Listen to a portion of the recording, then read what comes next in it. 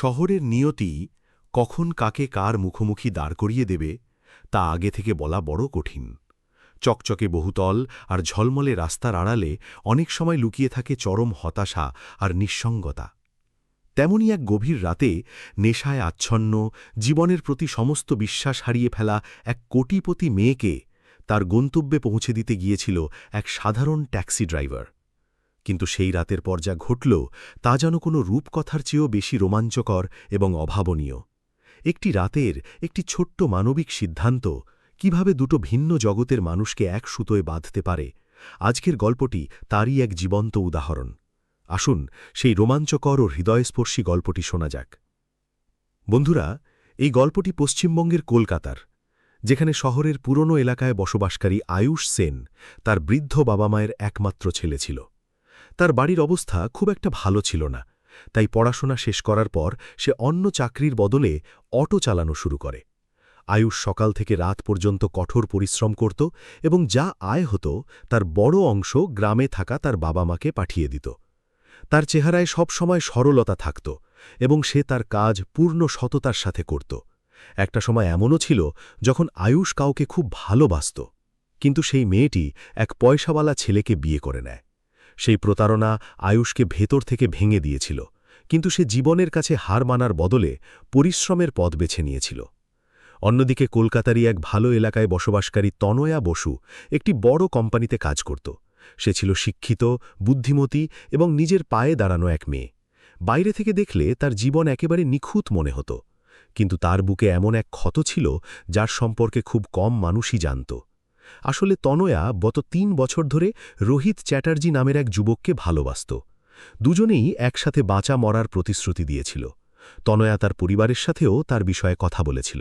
তার পূর্ণ বিশ্বাস ছিল যে শীঘ্রই তাদের দুজনের বিয়ে হয়ে যাবে। কিন্তু একদিন হঠাৎ রোহিত তার থেকে দূরত্ব বাড়াতে শুরু করে। তনয়া যখন কারণ জিজ্ঞেস করে, তখন সে পরিষ্কার জানিয়ে দেয় যে তার পরিবার এই সম্পর্কের জন্য প্রস্তুত নয় এবং সে আর এর বেশি কিছু করতে পারবে না। এ কথা শুনে তনয়ার পৃথিবীটাই যেন ধ্বংস হয়ে গেল। তার মনে হল যার জন্যে সে নিজের স্বপ্ন সাজিয়েছিল সেই তাকে সবচেয়ে বড় ধোঁকা দিয়েছে। বেশ কয়েকদিন সে কাজে তো যেত ঠিকই, কিন্তু তার মুখের হাসি গায়েব হয়ে গিয়েছিল। একদিন সন্ধ্যায় অফিস থেকে ফেরার সময় তার মন এতটাই ভারী ছিল যে সে সোজা বাড়ি যাওয়ার বদলে শহরের একটি রেস্তোরাঁয় চলে যায়। সে জীবনে প্রথমবার মদ পান করে এবং দুঃখে এতটাই হারিয়ে যায় যে তার নিজের হুঁশ পর্যন্ত ছিল না। রাত বেশ গভীর হয়েছিল। টলমল পায়ে বাইরে বেরিয়ে তনয়া রাস্তার পাশে বসে পড়ে। কিছুক্ষণ পর সে কোনোমতে মোবাইল বের করে একটি অটো বুক করে। কাকতালীয়ভাবে সেই বুকিংটি আয়ুষের কাছে পৌঁছায়। আয়ুষ যখন লোকেশনে পৌঁছায় তখন সে দেখে যে একটি মেয়ে রাস্তার ধারে বসে আছে এবং তার অবস্থা ঠিক মনে হচ্ছে না। সে কাছে গিয়ে ধীরে করে জিজ্ঞেস করল, ম্যাডাম, আপনি কি অটো বুক করেছেন? তনয়া কষ্টে মাথা নাড়ল এবং অটোতে বসে পড়ল। সারা রাস্তা সে চুপ করে রইল, কিন্তু কিছু দূর যাওয়ার পর হঠাৎ তার বমি আসতে শুরু করে। আয়ুষ সাথে সাথে অটো থামালো, জল দিল এবং কোনো বিরক্তি ছাড়াই তাকে সাহায্য করল। তনয়ার চোখে জল এসে গেল। হয়তো মদের চেয়েও তার ভাঙা বিশ্বাসের কষ্টটাই বেশি ছিল। সে হঠাৎ বলে উঠল, সব ছেলে একই রকম হয়, সুযোগ পেলে ফায়দা তুলতে পিছোপা হয় না। এ কথা শুনে আয়ুষের খারাপ লাগল, কিন্তু সে রাগ করল না। সে শুধু এইটুকু বলল, ভুল মানুষের কারণে সবাইকে একরকম মনে করা ঠিক নয়। আয়ুষের কথা শুনে তনয়া কিছুক্ষণ চুপ করে রইল। তারপর সে প্রথমবারের মতো নিজের বুকের কষ্ট কোনো অচেনা মানুষের সামনে খুলে বলল। সে জানালো যে কিভাবে সে মন থেকে ভালোবেসেছিল এবং তার বদলে ধোঁকা পেয়েছিল। আয়ুষ কোনো বাধা না দিয়ে তার কথা শুনল।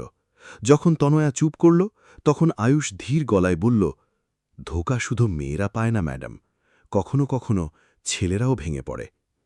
এ কথা শুনে তনয়া অবাক হয়ে গেল। প্রথমবার তার মনে হল যে সামনে বসে থাকা মানুষটি তার কষ্ট বুঝতে পারে। ধীরে ধীরে দুজনের মধ্যে কথাবার্তা শুরু হল। এর মধ্যেই অটোটি তার সোসাইটির সামনে পৌঁছে গিয়েছিল। তনয়া নামতে গেল, কিন্তু নেশার কারণে তার ভারসাম্য নষ্ট হয়ে গেল। সে পড়েই যাচ্ছিল।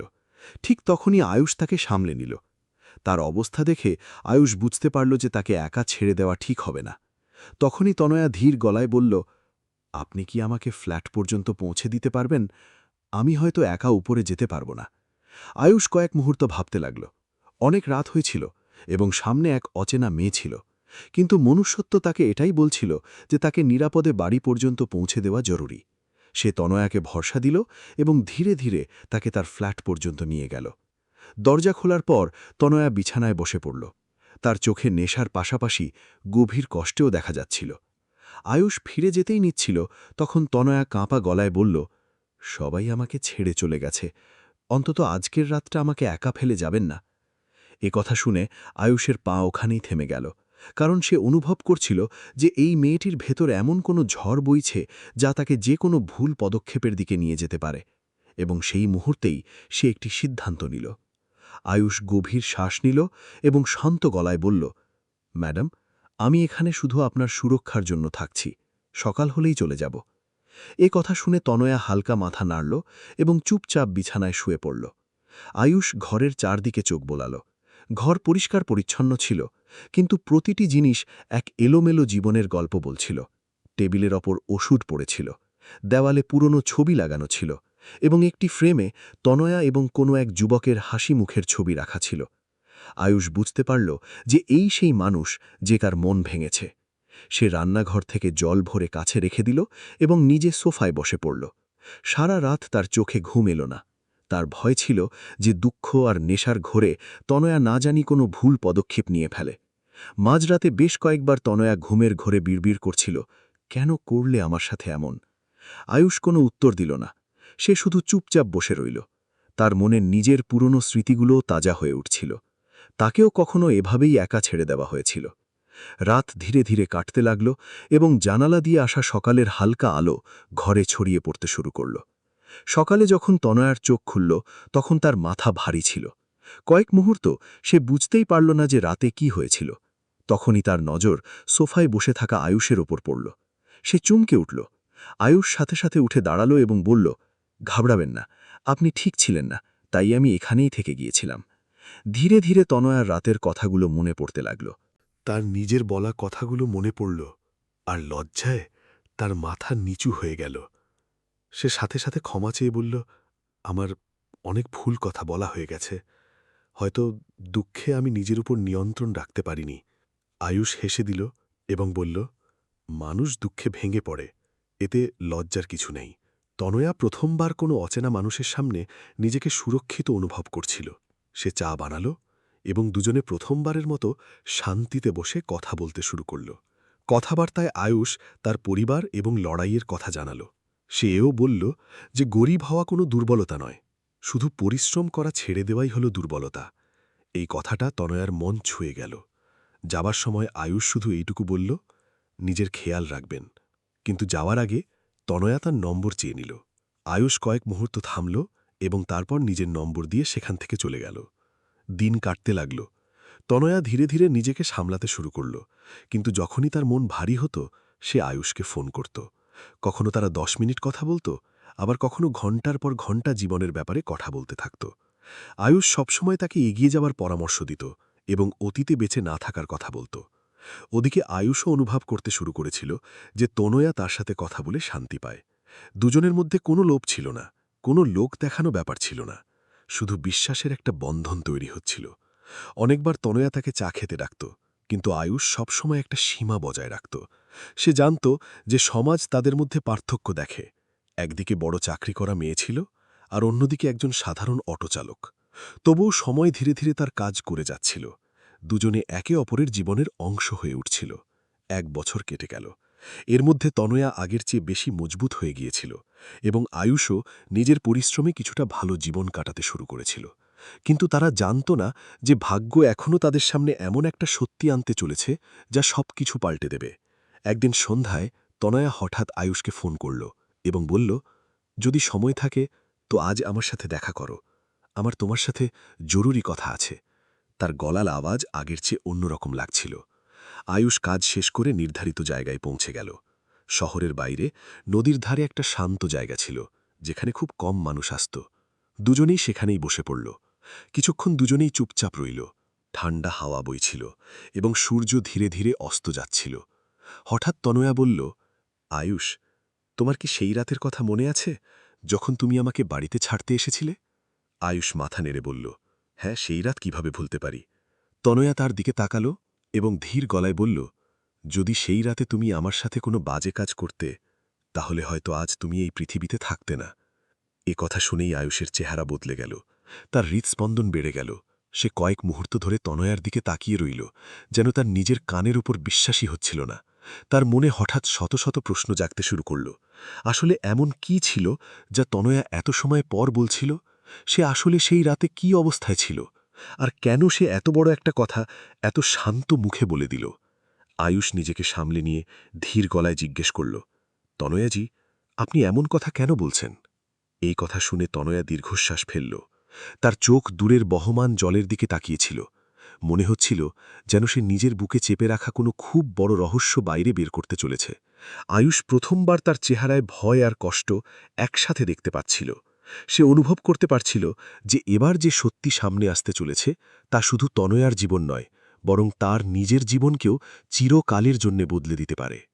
তারপর তনয়া কাঁপা গলায় তার অতীতের সেই রহস্য বলতে শুরু করল।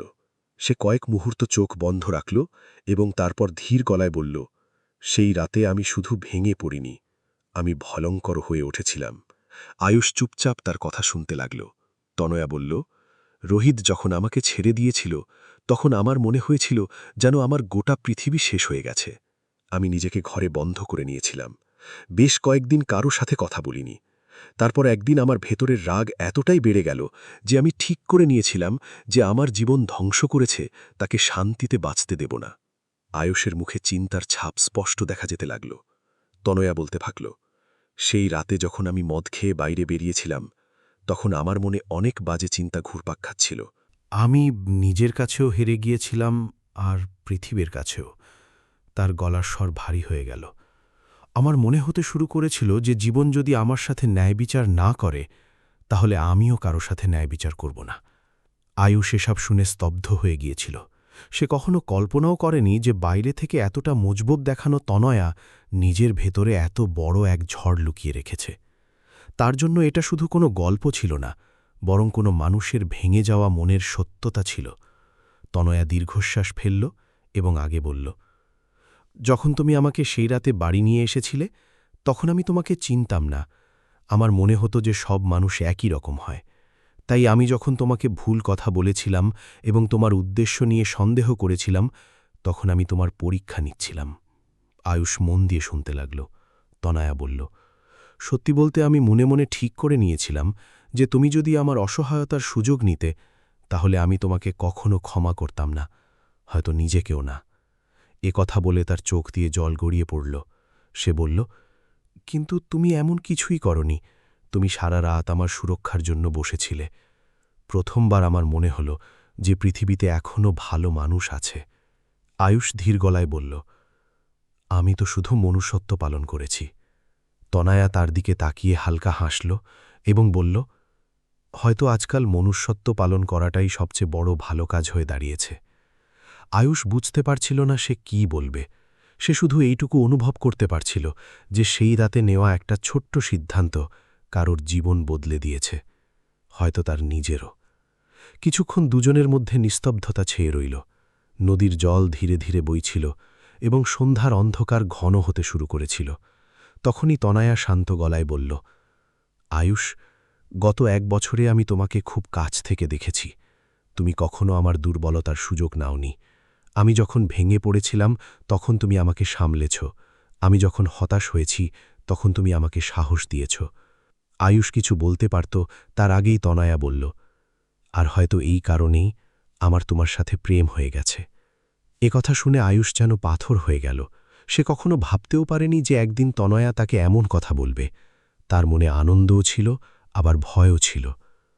কিছুক্ষণ পর সে ধীরে বলল, তনয়াজি, আপনি খুব ভালো, কিন্তু আমাদের মধ্যে অনেক পার্থক্য আছে। আপনি বড় কোম্পানিতে কাজ করেন, আর আমি একজন সাধারণ অটো চালক। সমাজ এই সম্পর্কগুলোকে সহজে মেনে নেয় না। তনয়া সাথে সাথে উত্তর দিল, সম্পর্ক টাকা দিয়ে নয়, বিশ্বাস দিয়ে চলে। টাকাই যদি সবকিছু হতো তবে আমি কখনো ভেঙে পড়তামই না। তার কথাগুলো সোজা আয়ুষের মনে গেঁথে গেল। আয়ুষের জন্য এই সিদ্ধান্ত নেওয়া সহজ ছিল না। সে সারা জীবন দারিদ্র্য দেখেছে। সে জানত যে সমাজ বেশিরভাগ সময় মানুষের ভালো দিক নয়, তার মর্যাদা দেখে। সে বলল, আমার ভয় হয় পরে গিয়ে তোমার আফসোস না হয়। তনয়া হাসল এবং বলল, যে মানুষটি আমার সবচেয়ে খারাপ সময়ে আমার পাশে দাঁড়িয়েছে তার সাথে চলার জন্য কখনো আফসোস হতে পারে না। কথা শুনে আয়ুষের চোখ ভিজে গেল। প্রথমবারের মতো তার মনে হল যে জীবন হয়তো তাকে দ্বিতীয় সুযোগ দিচ্ছে। তবুও সে কোনো তাড়াহুড়ো করল না। সে বলল, যদি এই সম্পর্ককে এগিয়ে নিয়ে যেতে হয় তাহলে দুই পরিবারের সম্মতি দরকার হবে। তনয়ার সাথে সাথে সম্মতি জানাল। সে বলল, আমি আমার বাড়ির লোকের সাথে কথা বলবো আর তুমি তোমার পরিবারের সাথে। যদি সবাই রাজি হয় তবেই আমরা এগোব। আয়ুষ প্রথমবার হেসে তার দিকে তাকাল। তারা দুজনে কোনো প্রতিশ্রুতি দেয়নি, কিন্তু তাদের মনে একটা নতুন আশা জন্ম নিয়েছিল। অনেক দিন পর দুজনেরই মনে হল যে ভেঙে যাওয়া স্বপ্নগুলো হয়তো আবার জোড়া লাগতে পারে। সেই রাতে বাড়ি ফেরার সময় আয়ুষের মন আগের মতো ছিল না। সারা রাস্তা তার মনে তনয়ার কথাগুলোই ঘুরপাক খাচ্ছিল। ওদিকে তনয়াও বছরের পর বছর পর নিজেকে হালকা অনুভব করছিল। সে তার বুকের সবচেয়ে বড় রহস্যটা বলে দিয়েছিল। কিন্তু এবার আসল পরীক্ষা শুরু হতে চলেছিল। দুই পরিবার কি এই সম্পর্ককে মেনে নেবে? সমাজ কি ধনী গরিবের এই বাধা পেরোতে দেবে? আর জীবন কি সত্যিই তাদের সেই আনন্দ দিতে পারবে যার খোঁজ তারা দুজনেই এত বছর ধরে করছিল? এই প্রশ্নগুলোর উত্তর আগামী দিনগুলোতেই পাওয়া যাবে, কারণ ভাগ্য এখন তাদের জীবনের সবচেয়ে বড় সিদ্ধান্ত লিখতে চলেছে। পরের দিনই আয়ুষ তার বাবা মাকে ফোন করে সব কথা জানিয়ে দিল।